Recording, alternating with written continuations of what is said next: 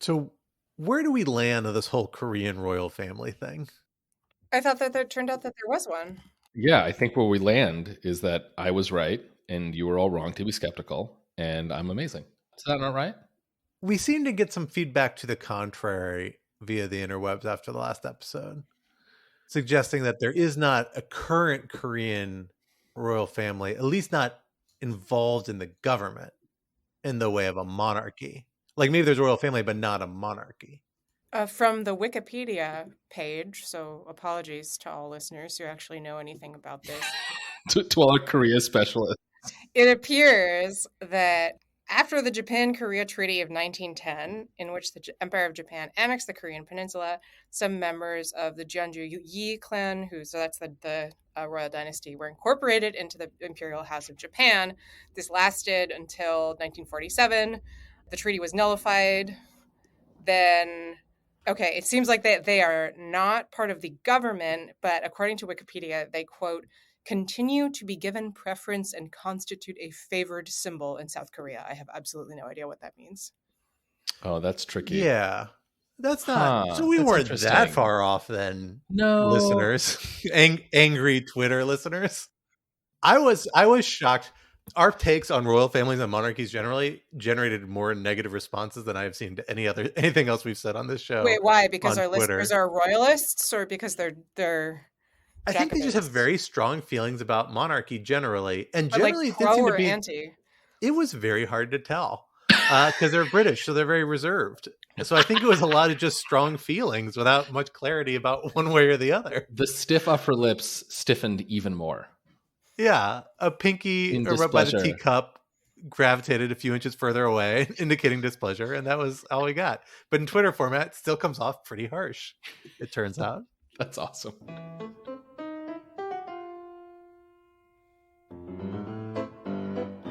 Hello, everyone. Welcome to Rational Security 2.0. I am one of your co-hosts, Scott R. Anderson, and I am here with my two other co-hosts, Alan Rosenstein. Hello. And Quinta Jurecic. Hello. And we are thrilled to be guestless this week, giving us a little bit more time. Guestless and friendless. Exactly.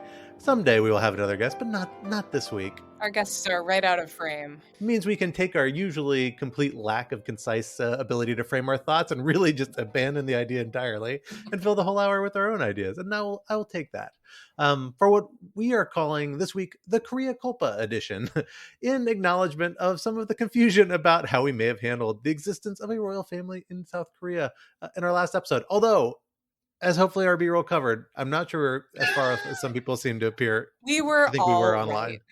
We were all like 80% right. I don't know, except me. I feel it wasn't the conclusion that I was wrong, and the rest of it is the rest of you all may have been. That's where we landed. Yeah, saying, Alan.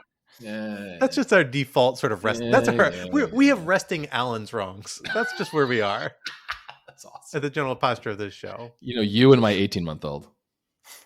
Exactly. Oh, don't get me started. It's been a rough 48 hours of fatherhood lately, but that's okay. Separate story. Regardless, I'm thrilled to be here with you two for the Korea Culpa edition, as we have a couple of topics up our respective alleys to talk about that happened this week in terms of big stories in the national security space. Topic 1, Namakite Pa. A classic song people may remember from covers from Nina Simone and a few other folks, and most recently Wyclef Jean, of note, of course, the famous Haitian rapper and songwriter, who, because this topic is about his native country of Haiti, because the nearby island nation of Haiti is hitting new levels of instability, as paired economic and political crises have given way to open gang warfare in broad swaths of the country. While these events have some calling for external intervention, others have expressed major reservations with such a step, given its past failings in the country. Where might this crisis lead? Topic 2, I'm rubber, you're suing. Last week, the Fifth Circuit released a real barn burner of an opinion. You all would find that funny. I thought that was my least funny one of the three. Well, the first one's not funny. No, that pun is on the level with Judge Oldham's opinion. There we go. Ooh, there we go. I unfortunately know what that means. That's okay. I bothered to read this stupid thing. But regardless, last week, the Fifth Circuit released a real barn burner of an opinion in the matter of Net Choice v. Paxton. wherein it adopted a narrow reading of the First Amendment in order to resurrect a Texas law severely limiting how social media platforms can moderate content. What will this case mean for platforms moving forward? Topic 3, flying worst class. Florida Governor Ron DeSantis has become the latest Republican governor to fly undocumented migrants to northern cities in purported protest of the Biden administration's immigration policies. But his move has sparked unexpected furor among Florida's Cuban and Venezuelan immigrant communities, among others, as well as at least one criminal investigation. What was he thinking, and where will this controversy go next? For our first topic, Alan, let me hand it over to you. So I was thinking about where to begin in talking about the situation in Haiti, and just going back and doing a little more research just to kind of reacquaint myself with the history of this country. There are a number of places. In the long sweep, Haiti has been really racked with political, economic, and just geophysical instability for decades. Just since 2000, it suffered from a coup, a UN peacekeeping intervention that ended several years ago, a horrible earthquake, an assassination of its political leadership. The latest crisis has come because the government has instituted increases in energy costs, or to be more precise, it has removed some of the subsidies that were keeping energy prices accessible for everyday Haitians. It's a country that is very, very poor, where people are really, really struggling. And this has set off a new round of protests. And protest is actually probably putting it very mildly. At this point, the country has fallen almost into complete anarchy. There is no president. The government is not working. The judiciary isn't working. The country is basically controlled by rival gangs, which are themselves not just gangs, but are in some ways playing the role of government and trying to provide basic services. Violence is increasing, and there's no immediate path out of this situation. While Haiti is not on the front news of American media, it is notable. This is not a faraway country, right? This is a very close neighbor. It's right next to Puerto Rico, so between Puerto Rico and Cuba. Very much an American neighbor. So a lot to talk about here. Scott, I want to ask you the first question, which is, do you think at this point we can say, not as a criticism, just as a descriptive fact, that Haiti is a failed state? That's always a term. As somebody who's spent time in places and worked in and on various countries that people have at various times described as failed states, I think it's a little bit of a loaded term, so I hesitate to apply it. But certainly Haiti has huge systematic problems domestically in terms of its political system, in terms of its economy, that are recurring and have been recurring issues really certainly since the 1990s, really even prior to that.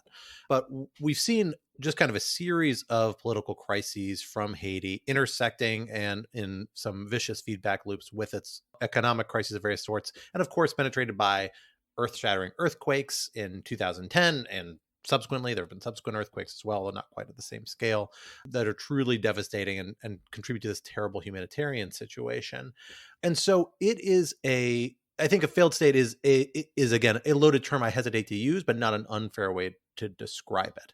And notably, it's really the view that a lot of different civil society groups have taken in Haiti. Some of the activist groups that are very critical of what they see as a very kind of corruption infested status quo in the political elites, and that they see the current kind of incumbent leadership, which took over after the assassination of Jovenel Moïse, who was previously prime minister last year. He's now been replaced by somebody who some people have accused of or spread rumors about actually being involved in that assassination, although we don't know to what degree those are actually substantiated or simply a political tool. So there's no real clear way out is really the answer. And you can hear that in commentaries on these sorts of approaches that the United States and other allied governments have taken on this latest crisis. Haiti is a country that has experienced a lot of external interventions in the recent past. The United States has intervened militarily twice, arguably three times, although once was in response to the 2010 earthquake, so a little bit of a mixed case there. But both in 1996 and 2004, I believe. And those were, pretty dramatic actions intending to try and stabilize the political situation in Haiti, in part because the consequences of instability in Haiti are felt in the United States through, Haitians trying to flee the country by boat to American shores, particularly in the 1990s. That proved to be a major domestic political crisis for the Clinton administration. That certainly entered into the calculation about intervening in the country there. I think the Bush administration may have been worried about the same thing in the 2000s, perhaps motivating some intervention there as well. But at the same time, those interventions are wildly controversial among a lot of Haitians, among a lot of outside folks. The last UN mission that kind of followed the U.S. intervention in the 2000s was accused of corruption, accused of spreading sexually transmitted diseases, and engaging in a lot of negative impacts, and particularly devastating the Haitian economy because these foreign interventions bring with them huge amounts of funds and money and foreign assistance that can really crowd out a domestic economy. So long story short, there's just no clear, easy path out about how to deal with this. And all people can really settle on is saying, well, we're just going to try and get the parties on the ground into some sort of framework. People have even moved away from elections towards some sort of political framework to restore some sort of functioning stability. But I haven't really heard very many compelling stories about how exactly you go about doing that. And I think that's the real challenge at this point. How do you do that? And how do you even get things stable enough that you can have a realistic conversation about the parties doing that? Elections just don't seem feasible at this particular point, in part because gangs are trying to control territory so they can help control election results. So it's just not clear. There's no easy path out for this particular crisis that I can see. One point on which I will confess I'm somewhat baffled and confused. Am I right that almost a year later, over a year later, we still have no definitive answer as to who or what was behind Juvenal Moise's assassination? I know that there has been at least one Colombian indicted in the United States, but when I was reading up the New York Times coverage on that, the paper indicated that basically it seems like this guy was involved, was probably planned in the United States, and that's what they got. It seems quite astonishing that the leader of a country was assassinated over a year ago, and still nobody has any idea why that happened or who was behind it. There was a late 2021 New York Times article that suggested that this may have been connected to Moise's attempt to crack down on the drug trade in Haiti. But I think the problem is that given Haiti's current political instability, right, which has lasted for decades, it's kind of overdetermined what faction, what gang, what group might want to get rid of the leader. So I don't think there's anything definitive. I think that's right. And my understanding is the investigation is ongoing. You have a federal prosecution taking place in the United States precisely because there is a U.S. jurisdictional nexus because of the degree of planning that took place there. There are actually federal laws specifically outlawing efforts to organize insurrections in foreign countries from the United States, interestingly, because this isn't the first time this has happened, for better or for worse. I don't know if that's what this person's being charged under or not. I would have to go back and double check that. But there's an investigation ongoing. There is supposedly involvement, with Haitian authorities. You've had a lot of local governments. There's Colombian paramilitaries were involved, people who were alumnus of Colombian security forces and were kind of private security people, were the people who actually pulled the trigger and killed Moise. At least one of them has been arrested. I think that's actually the individual who is believed to be cooperating, was eventually extradited to the United States or voluntarily traveled to the United States to avoid extradition elsewhere, I think towards the end of 2021. So the investigation is kind of ongoing, but it is a little striking here. And it enters into this latest crisis because allegations of different people being involved with the assassination have become a major political tool among the different factions of elites and have proved to, been used to, rightly or wrongly, delegitimize, among other people, the incumbent prime minister, Ariel Henry, who was, if I'm recalling correctly, at one point an ally of Moise. Originally was not. There's some lack of clarity what the line of succession was after Moise was assassinated, but eventually he ended up kind of rising to that seat and has held it for most of the last year, or maybe a little more than a year now. But it's still a controversial figure because of those ties. I will note I did a phenomenal discussion on the Lawfare podcast a year ago, right after the Moise assassination, with Robert Fitton of the University of Virginia. Highly, highly recommend folks revisit that. We may try and get him on the Lawfare podcast again sometime soon to talk through this latest crisis with us, but I haven't had the opportunity to do so thus far. Yeah, I'll just say that was a fantastic conversation. And I think one of the things that really came through from it is that after the Moise killing, there were sort of a nesting doll of constitutional crises within one another, none of which seem to have been resolved. I will say, I just looked it up. So the Colombian man who's being prosecuted is Mario Palacios, and he is being prosecuted for conspiracy to commit murder or kidnapping outside the United States. So Scott, I don't know that was the statute that you had in mind. I mean, one thing that I will add here, and not to be the person who every time Haiti comes up in a conversation within the United States, I do think it's impossible to talk about the situation of Haiti right now without talking about the really interesting historical work that's been done on the sort of looting of Haiti by France after Haiti fought for and won its independence. So the Times had a really astonishing series in the spring 2022, building on a lot of historical work that was basically quantifying the amount that Haiti had to pay back to France, paying reparations to former slave masters and then paying back a loan that Haiti took out to pay those reparations. So, according to the Times, it seems like their estimate is that it cost Haiti anywhere from 21 billion to 115 billion in lost economic growth over time,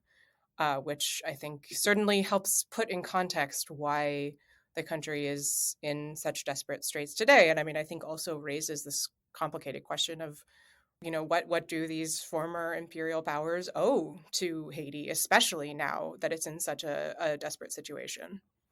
Well, I think that's in part what makes the question of intervention that much more complicated. I mean, you're absolutely right. The reason, in part, that Haiti, maybe the main reason that Haiti is in such difficult straits, is because after the Haitian Revolution, the imperial powers, not just France, but even ones that were moving away from slavery, like England, they all sort of boycotted the Haitian economy, because just the idea of a black slave revolt against European power was ideologically, I don't even know, distasteful, let's say, to the European imperialists.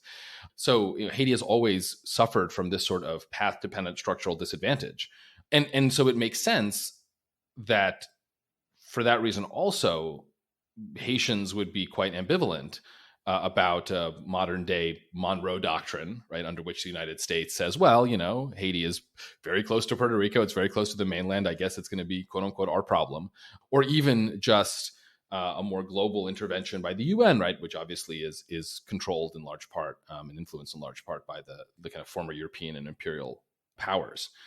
On the other hand, the answer can't just be, well, we did a bunch of bad things in the past, therefore, being more involved raises awkward questions. Therefore, we will let this country of millions of people sink into literal anarchy. I mean, I guess you can ignore Haiti for a while. It's an island, which makes it maybe a little bit more difficult for migrants to leave, though obviously they can find a way. Obviously, it's not the entirety of the island of Hispaniola, right? There's the Dominican Republic, but they've been busy building a wall between the two countries. So maybe they can control the exodus of migrants. But all of this is just to say I've been surprised by the fact that the implosion, and again, I don't say any of these pejoratively, right? It's just about the horrible situation that the Haitian people find themselves in. The implosion of this country that is so close to the United States just has not seemed to enter into the national conversation, I think, in part because of some isolationism and in part because maybe a left-wing reluctance to do anything that smacks of neo-imperialism, which again is understandable given the historical context, but seems increasingly untenable given what is just happening on the ground. I don't know where this goes, but it's I don't know. Yeah, I mean, I tend to agree with that. We have a problem with when we talk about intervention, both because we don't define very well what that means. Like, what does intervention mean? Does it mean, are we talking about political intervention? We just mean military intervention when we problematize it? Do we mean a whole range of engagement with foreign countries, particularly weaker foreign countries? That's usually the context in which it's most problematic. And beyond that, in addition, we don't tend to really lay out in effort to kind of say, what is it that different types of intervention can do and can't do effectively? I think instead, the United States and other major powers tend to oscillate wildly between the two. We go through periods like we had right after the 9/11 attacks, or frankly before the 9/11 attacks as well, throughout the 90s and early 2000s, where people were wildly optimistic about what we can accomplish with military interventions, particularly in smaller countries, pursued a large number of them. Then in the last few years, people I think have understandably become much more skeptical of what sort of accomplishments can be accomplished, even with like large scale occupations and interventions overseas, like in Iraq and Afghanistan, neither of which has ended as any people hoped they would, and anywhere close to the way people hoped they would 20 years ago when we started them.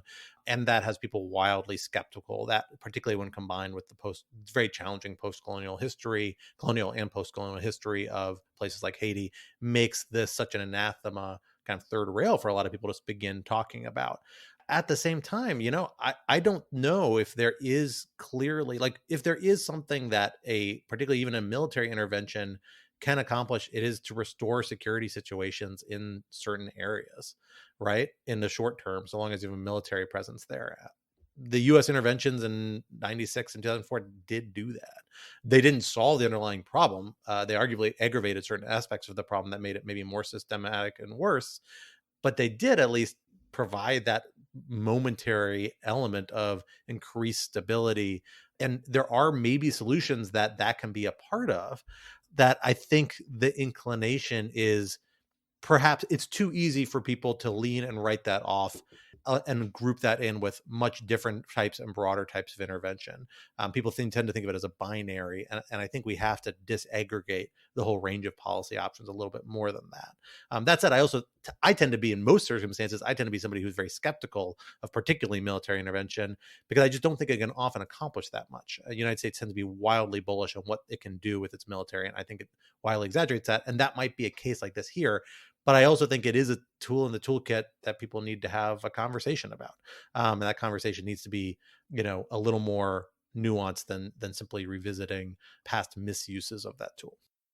Yeah, so one point before we close, I think that since we were referencing, what effects we might see from this crisis in the United States, just immediately follow-on effects, there has been a surge in people trying to travel to the United States from Haiti because of the violence and instability in that country. So if listeners remember, there was a controversy, I think about a year or so ago, where a Border Patrol agent on a horse seemed to be attacking a Haitian man trying to cross the Rio Grande with a whip. It later turned out that that was not precisely what happened, but what happened was still pretty bad, and DHS was quite apologetic about it for what it's worth. And the Biden administration has been expelling Haitians who crossed into the United States back to Haiti. There's the most recent report I could find about this was in June 2022. I think it is still going on, although I'm not 100% sure, because the U.S., under the immigration structure that the U.S. is currently operating with, we have a diplomatic relationship with Haiti where we can send people back. So people are trying to escape, and the United States has been stepping up efforts to put them right back where they started. So I believe this current increase in people from Haiti trying to travel to the United States began after the Moise assassination. I don't know, but I guess I wouldn't be surprised if we see another increase of people trying to leave as the current situation deteriorates. And I would hope, but have no expectation, that the United States would do something other than just send them right back to where they came from. No, I think that's a really astute observation, Quinta, and something worth bearing in mind. We don't see the, Haitian immigration flows being the high profile story that they were 20 years ago today, but they were a very high profile story 20 years ago. And there have actually been a very big focus of US policy in a lot of very problematic ways, and a lot of people's views, including mine, about controlling those population flows in response to the variety of Haitian crises. And again, that has driven, frankly, at least two prior presidential administrations of different parties to eventually intervene in Haiti when faced with really dire consequences. The Biden administration's in a really unique political moment in a way. It has really kind of hung its hat on being the wind up administration, the administration that's less inclined to do military intervention, winding up conflict in Iraq, winding up conflict in Afghanistan, engaging Ukraine, but in a very limited way. A little bullish on Taiwan. That's one area where maybe it departs from this trend, but generally seems less inclined to foreign intervention. Less active in expanding global war on terror, winding down engagement with different theaters. But this could end up being a real test of that and the limits of that to a certain extent. Again, if you have a real crisis brewing so close to the United States, policymakers are going to be left struggling for options. It's worth noting the prior two administrations opted to eventually intervene in Haiti when they did, without congressional authorization. There are Office of Legal Counsel opinions on the books basically laying out the case why they think that sort of intervention, which presumably this would look a lot like, of which was substantial. In one case, over 20,000 U.S. troops, I believe, were involved, don't require congressional authorization. I think dynamics are a little different from the Biden administration politically, and the dynamics around U.S. military involvement overseas are very different today than they were in the 90s and the 2000s. But I think it may end up being a conversation if you end up having this crisis continue to develop in this way, because again, people are going to be left really struggling for any tool they can bring to bear on the scenario, and that is one the United States has and could even very plausibly get international support for it, like they did in the 2000s. Although it will certainly prove controversial in the region and in Haiti and domestically. So something worth keeping our eye on in terms of the menu of possible crises the United States might face. Here's a dark horse candidate for one that might become more significant at some point sooner rather than later. Well, going from anarchy in the Caribbean, let's go to anarchy on the Fifth Circuit, because the Fifth Circuit has done something very interesting in this last week that you two have certainly been following for a long time. Alan, you just published a really wonderful read on Lawfare. I recommend people check out, both summarizing and critiquing this opinion. But let me take a shot at breaking it down. You all can correct me where I get it wrong. Godspeed, John Glenn. I'm going to do it very high level, but essentially there is a law that Texas enacted that seeks to regulate how social media platforms engage in content moderation in various ways. We can get into the details on that. That law was originally enjoined as a First Amendment violation by a district court. That district court, there are some machinations involving the Supreme Court briefly about that. And then that decision now has been overturned by the Fifth Circuit that says there is no First Amendment issue here, in a case that adopts a particularly narrow view of the First Amendment, I would say, at least in terms of how it regards of critiquing. Certainly, it does not view this law as a clear facial First Amendment violation the same way the district court did. And because of that, that means this law very well might move into operation in the near future, putting a real question to social media platforms how exactly they're going to do this while they wait on appeal and see what further options. Although I don't think necessarily they couldn't seek some other sort of injunction moving forward or stay. We don't know if they've done that yet, but I suspect they will at least try and get one down the road. But in the meantime, Alan, tell us a little bit more, dig into us a little more deeply on your critiques of this opinion, why it's significant, what I got wrong, if I got anything wrong. I don't think I did. I think I nailed it. And where we can go from there. Tens across the board. Yeah. So, I mean, there's so much to talk about, and Quinta has just as much to say as I do. So I'm going to try to sort of cut to what I think is, for me, the problem with this opinion. And this is very much my view. I should say I am someone who is, in principle, actually quite sympathetic, at least to the idea of some government regulation over content moderation policies. Mostly, I'm just very unsympathetic to extravagant claims of First Amendment protections by technology companies. I just think that's a very blunt instrument that gives these I think in Apple's case, $multi-trillion, I mean, just enormous companies, really extreme constitutional protections. So I was kind of excited to read the opinion because I thought, maybe it's thoughtful, maybe it's interesting. And I mean, even this piece that I wrote for Lawfare is, I think, maybe the spiciest I've ever gotten about a judicial opinion, because it's really very bad.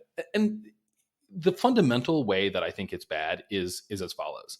There's a tendency, what I've been calling First Amendment absolutism, for both sides in this debate to view the answer as super obvious. Either the First Amendment applies to platform content moderation decisions, and because it applies, it's almost impossible for any government regulation to pass constitutional scrutiny, because the First Amendment is a particularly powerful amendment, right? It's a particularly powerful right in American constitutional law.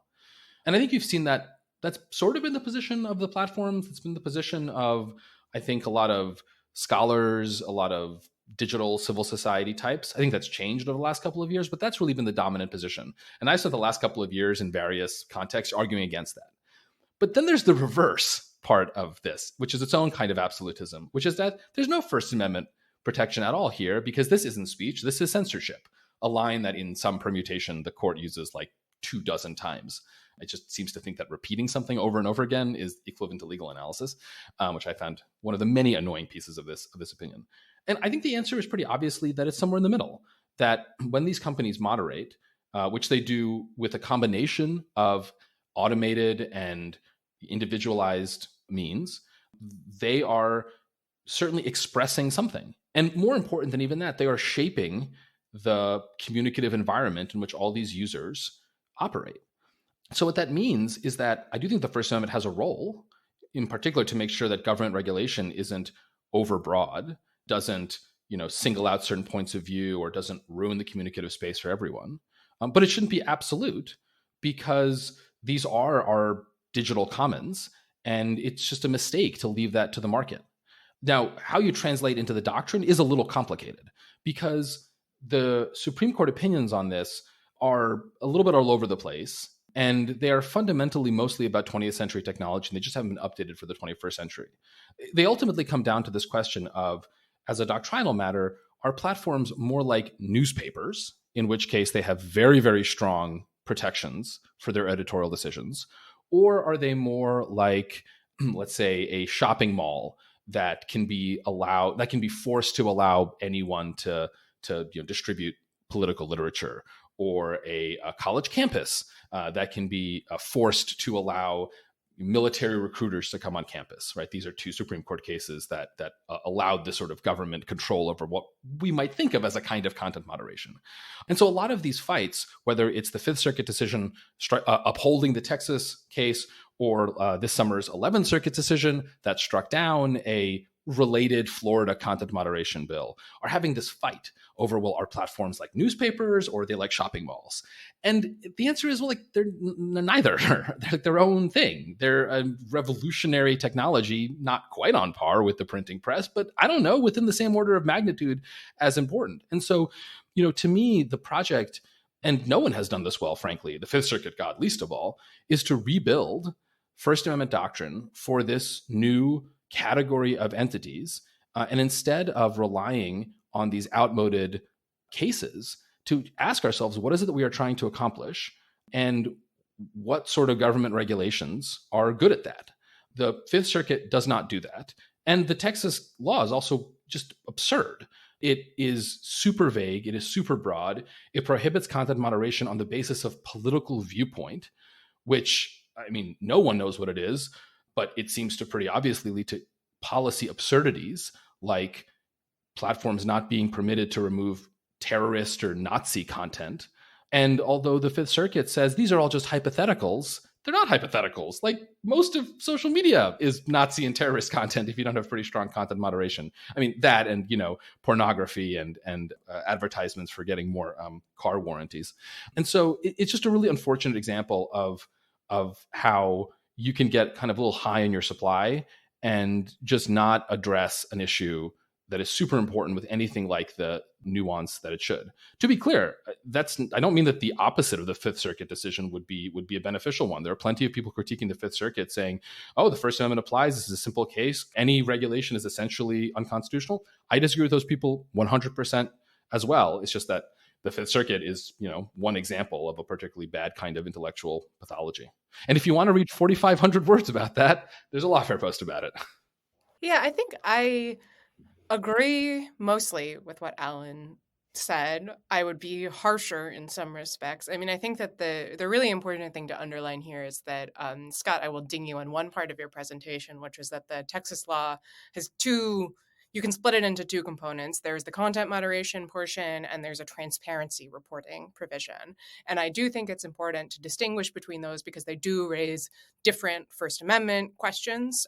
And I think that even if you take the view that the First Amendment prohibits anything like the content moderation portions, I think that there's a much stronger case for the transparency provisions. The tech companies have been arguing against both of those, but I don't think, as Alan says, this doesn't have to be, a yes or a no answer. There can be many shades of gray, and we should be looking to find those and identify them and think seriously about where in that spectrum, good tech policy lies.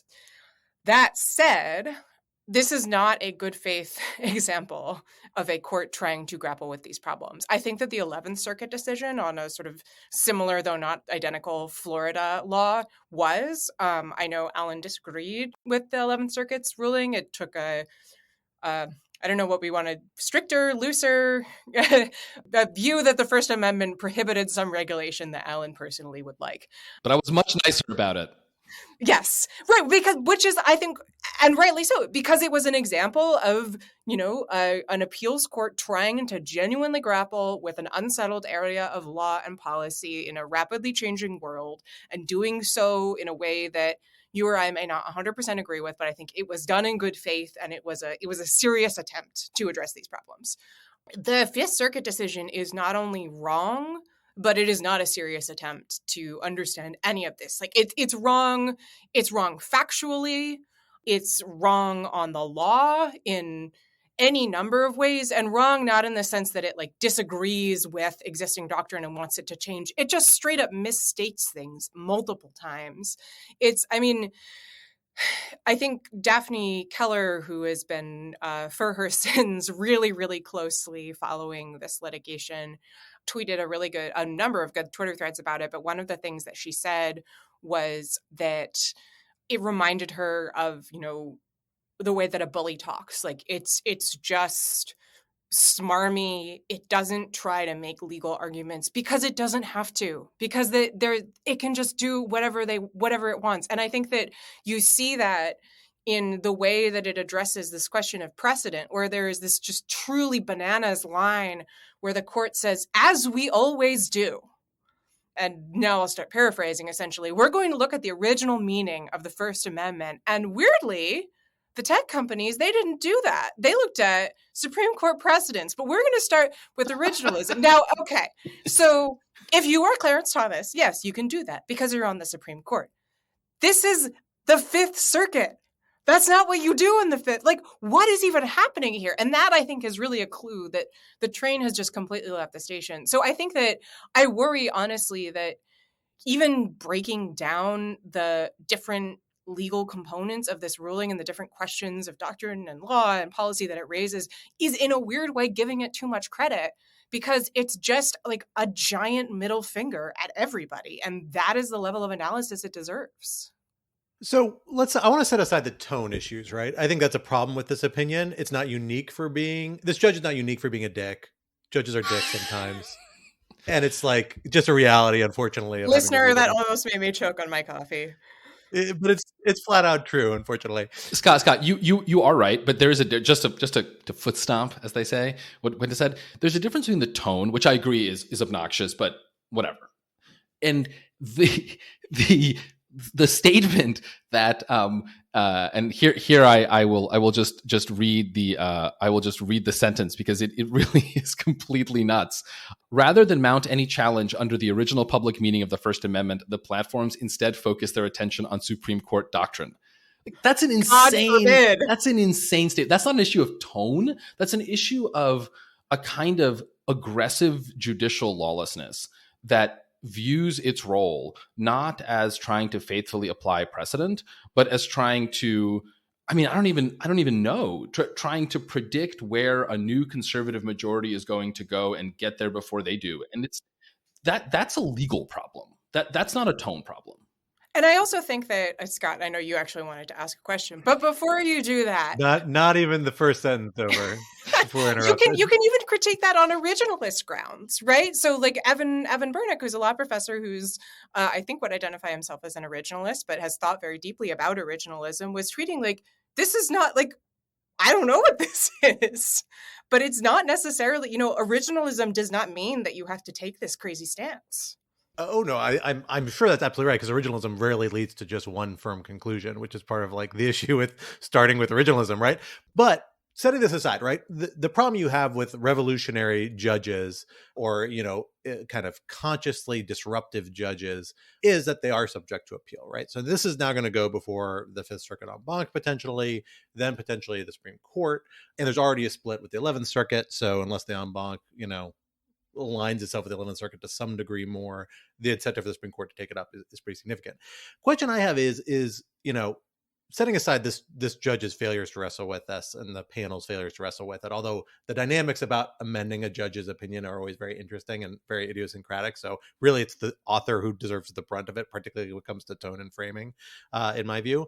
The question I have is, how do you square the circle, particularly Alan, who wants to see his middle road opinion, right? Because it's very easy to say, look, I think there's a little bit of both sides in this. Like, I like to see little column A, little column B, and the answer is somewhere in the middle. But it's actually very challenging at times, particularly in a place like First Amendment doctrine, where you are specifically talking about the government's regulation of something, to say, where do we draw that line and how do we draw that line? Right now, I think that frankly has been a contributing factor to the fact that we've seen a right and left consensus around very bold, broad First Amendment doctrine really for the last 20 or 30 years. Right? And to an extent that I think is actually not entirely warranted and problematic at some of its extremes, although for most of it, I buy, 90, 80% of it. Where do you draw that line? Because it strikes me as kind of a hard case here. Like, I don't agree with this outcome of this opinion. I sympathize with you, though, that like there probably is a reasonable space where you could have some regulation here before you really get at real concrete First Amendment rights. But, how do you draw the line in a way that's going to be enforceable, in a way that's comfortable for the government to apply, for the courts to apply, for the federal or state governments to apply? Like, where would you draw that line? Yeah, no. So look, this is a very fair question, and this is this is the classic. In some sense, all legal questions come down to the debate between rules versus standards, right? You have rules that are clear, they're easy to apply, but they're just inaccurate because life is complicated, and then you have standards, or Breyerisms, however you want to call them, right? Which all involve 27 factor tests, which are impossible to apply, and we all make fun of them, but actually, if you do it well, track reality better, because again, reality is complicated. I would say a couple of things. I do think there's a path forward here. It's called intermediate scrutiny. It is a existing and well-established tier of scrutiny, as they say in constitutional adjudication. I'm going to get the verbiage a little wrong, but it basically asks, look, is the government interest important, right? Does the government law further that interest? And is it overly burdensome, right? So it's intermediate because it's intermediate between strict scrutiny, which basically almost never allows government action to go through because it has really, really high standards, and rational basis scrutiny, which basically always allows government action to go through. Again, I'm hugely oversimplifying. In the rest of the world, intermediate scrutiny is basically called proportionality analysis, and it's how most advanced constitutional democracies deal with difficult rights-based questions when the answer is not obvious and every side has a fair point. Okay, so how do you do that? Well, the key to intermediate scrutiny and proportionality analysis is that you have to focus a lot on the specific issue in front of you, right? And so you have to start through a common law process of looking at facts, looking at laws that come before you, start making judgments about specific issues rather than making really bold claims like speech isn't censorship or content moderation is as First Amendment protected as, what I say to my friends on this podcast. People are going to draw these lines in different places, 100%. Now, one of the reasons we have a Supreme Court is because we need, or we've decided in our infinite wisdom, to have a super legislature that decides these questions for us. I'm not thrilled with the composition of the Supreme Court, but you have to decide these questions somehow. And a court that is relatively humble, I'm not saying this court is, but a court that is relatively humble and answers these questions in limited ways, can over time develop a body of law that makes some amount of sense, which is frankly what they have done in 50 years of the First Amendment as applied to commercial entities, right? The so-called commercial speech doctrine, which makes all these fine distinctions. So how would you do that in this case? I don't know, to be honest. I will say, maybe this is the next law review article I write where I actually try to figure out how to do this now that I keep whining about it so much. Personally, I think the combination of the Florida law's tighter scoping, the Florida law doesn't apply to content moderation generally. It applies specifically to politicians and media outlets, right? And I think there's a lot to be said for having a narrower focus on those two entities. Combining that narrower scope with the remedial provisions of the Texas law, which are basically limited to injunctive relief, rather than the very extreme monetary penalties that the Florida law does. I think something like that, I could imagine if you massaged it carefully enough, could be the sort of thing we could try out for a while and see if it worked, right?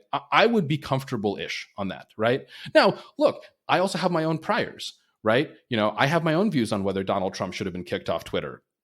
I think at the end of the day, he probably shouldn't have been. A lot of people disagree with that. And so under the Florida law, probably really hard to kick him off. You should have saved that for our hot take episode. That should have been my super hot take. So I get that we disagree, but that's what we do in a society where you have difficult constitutional issues. My point is there needs to be a process by which we can think through these difficult problems, because right now you just have two sides screaming at each other at the top of their lungs, making no progress. And I think anyone who thinks that this is, as a policy matter, an easy question is just kidding themselves and is just unserious. I don't know, folks. I've been trying to improve my transitions, but this time I don't really know. No excuses. Yeah, I don't know, man. Well, from one crazy thing involving the state of Texas and the state of Florida it's right to another there, crazy thing involving the states of Texas and Florida. That's so weak. So that's pretty good, I thought. Okay, let's just, you know what? Let's go with that. Texas. So in the news recently, you might have seen, has been a truly weird story about migrants being shipped by the states of Texas and Florida to Martha's Vineyard and also the U.S. Naval Observatory, aka the Vice President's residence, which is just a few miles from me in scenic Washington, D.C. So the idea of moving migrants who come across the southern border by bus is not new. Texas in particular has been doing it for a while. I know the details are complicated and it can be done in cruel and frustrating ways. Sometimes, people really would like a lift to New York, for example, if they have family there. It might be easier to get a job, easier to travel around. But in the case that has been taking up a lot of attention recently, the state of Florida paid for a group of migrants to be flown from a county in Texas to Florida, and then from Florida to, of all places, Martha's Vineyard, where weirdly, someone seems to have tipped off Fox News, but not, say, the government of Massachusetts, that these people would be arriving. So Martha's Vineyard, not actually a particularly big town, especially in the off season. There are some, very heartwarming photos of people coming together to provide clothes and shelter and so on. And I believe those migrants who wanted to have now been helped to travel to a military base that's on the Massachusetts mainland, which is important because if you've crossed the border without authorization, you actually need to be able to check in regularly at a courthouse, lest you put yourself at risk for deportation. And Martha's Vineyard, I'm guessing there are actually not a lot of courthouses. So being on the Massachusetts mainland, say with easy to travel to Boston, is a useful thing. So anyway, this is becoming, I think, a relatively fast-moving scandal, not only because it's not clear whether or not it was legal to do this in the first place. These people did not know that they were going to Martha's Vineyard. They didn't know that nobody knew that they were coming. It's not clear whether or not DeSantis properly used the money in question, the money from the Florida government, to send these people there.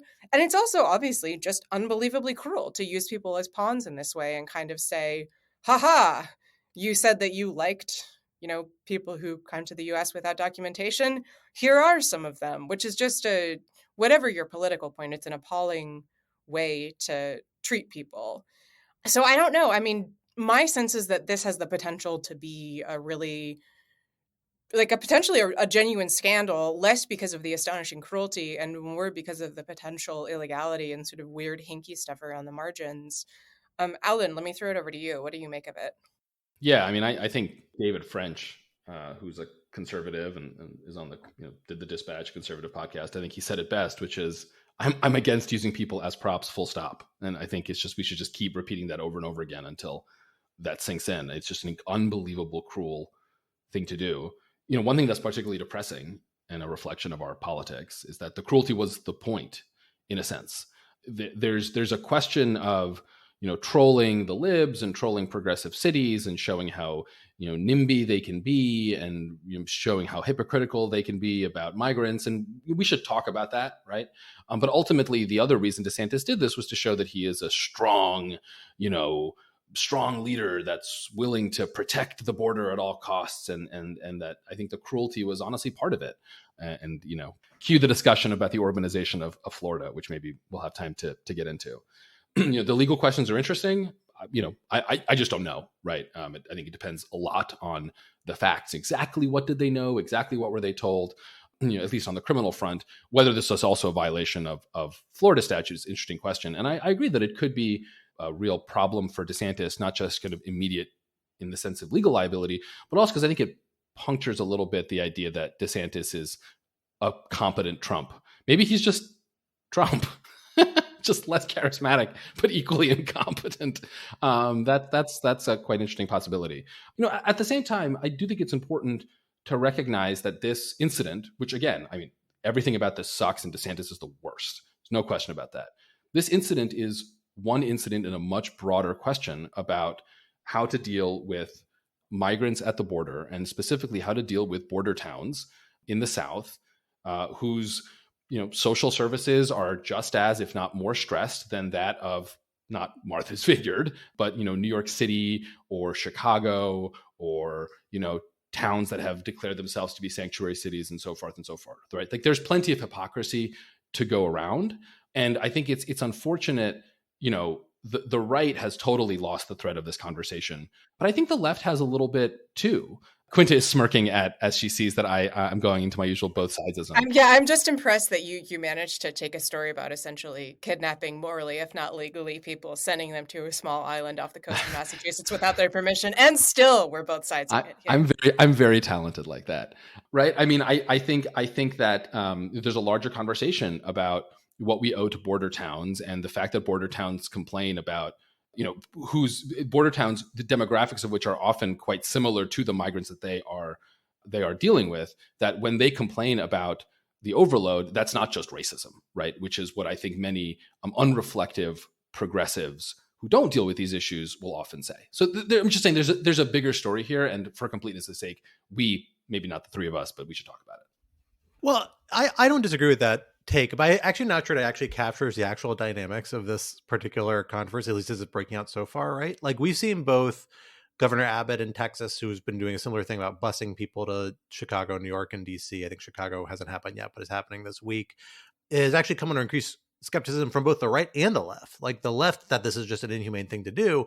And you actually have critics on the right saying, this is a huge public service you're providing, facilitating illegal migration. You have people crossing the border precisely because they want to get to locations north and places where they have strong social services, and you are providing them a speedway for doing that. In that sense, like I actually think your point about this, Alan, about maybe this is just a sign that this wasn't that bright a thing to do in the first place, like kind of might capture it, right? And it's interesting because it was very, particularly in the DeSantis case, like really premeditated. This was something they got a $12 million for in the state budget. This cost about $1 million. So in theory, they can do this 11 more times roughly, right? And they were warned by members of the Republican Party in the Florida state legislature, hey, let's have a carve out for this to make sure that none of this money is used for example, people fleeing communist governments or dictatorial governments. Because in Florida, there's a very big Cuban population that's very sensitive about that sort of thing. And so it's really unique, particularly to see a Florida politician really take this sort of stance or roll this sort of dice, or at least fail to do this due diligence after having been warned in advance.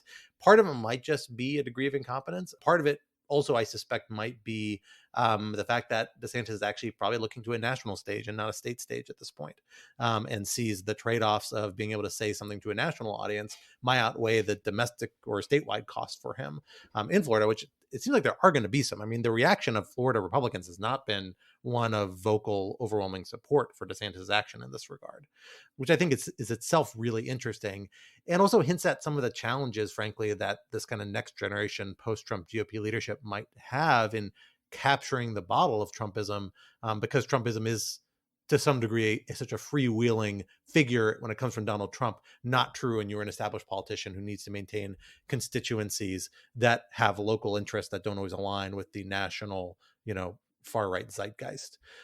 So it really raised, I think, a lot of interesting questions, and watch where this goes.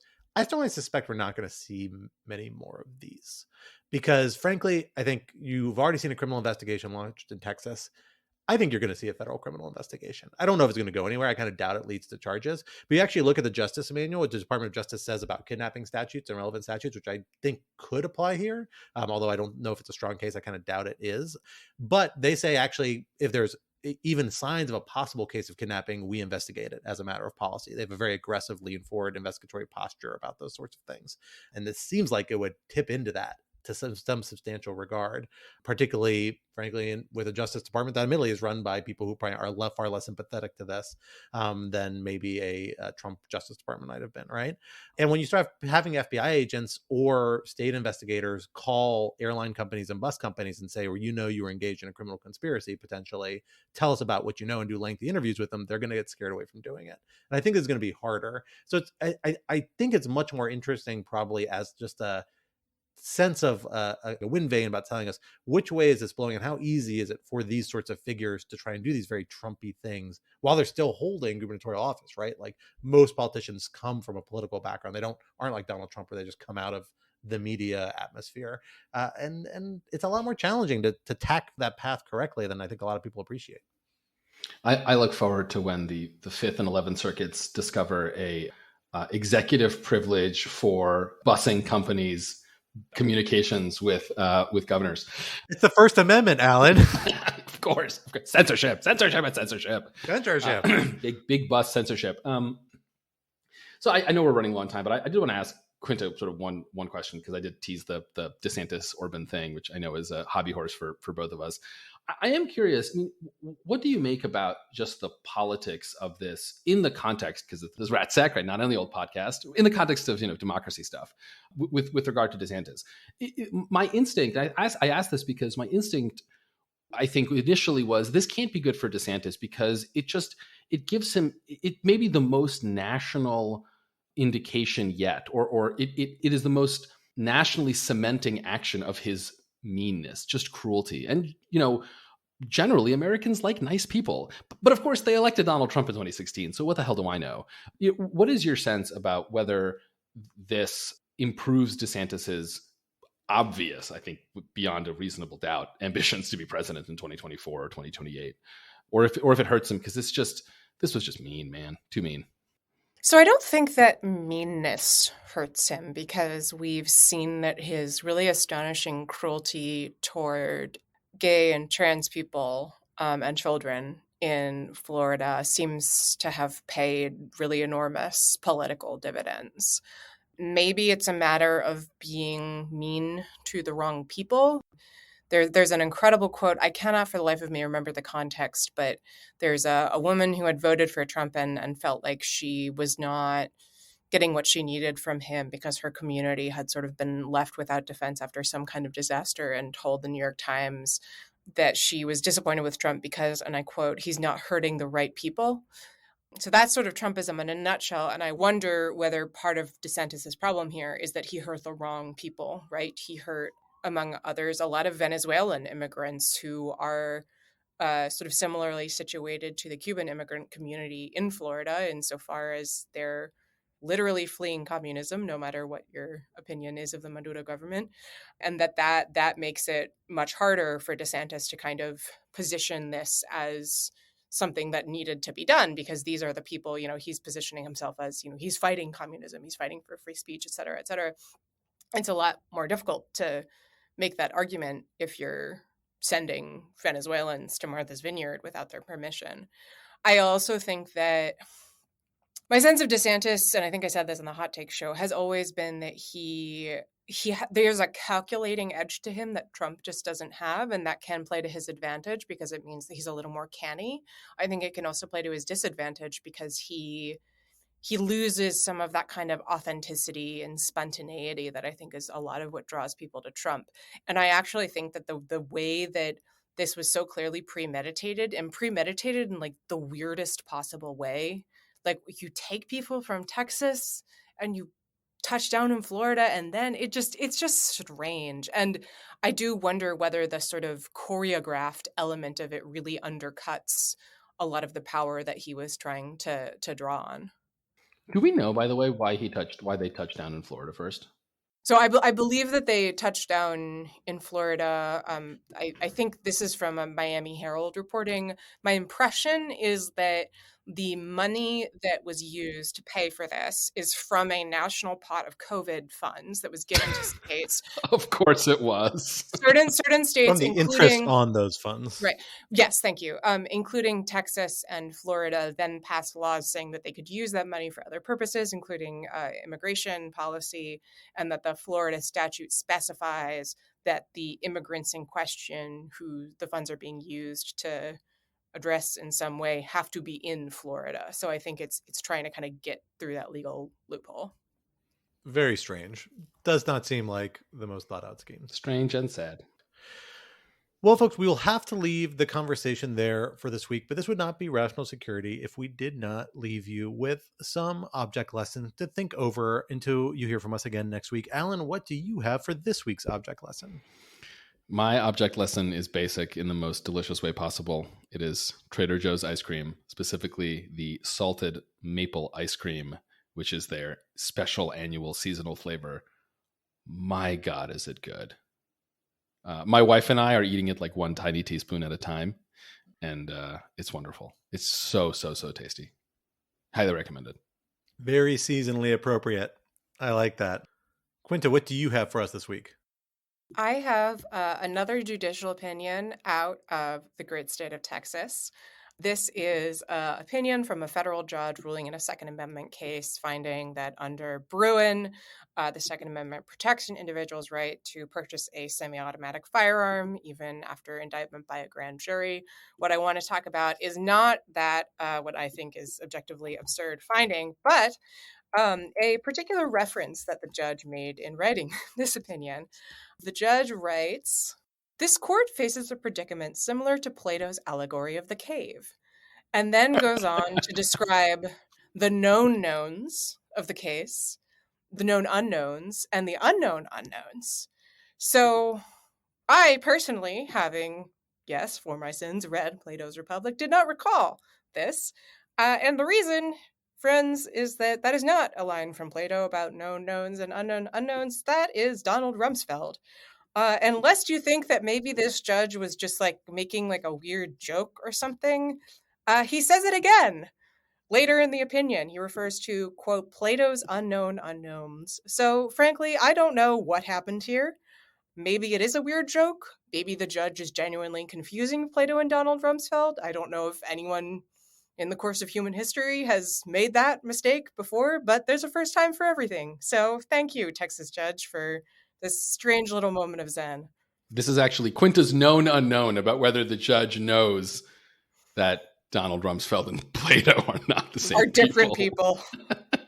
Is Quinta's what is casting the shadow? I think we can figure this out, guys. I think we can tie this all back.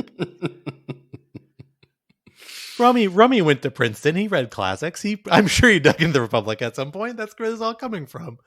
Just blame that first semester reading assignment.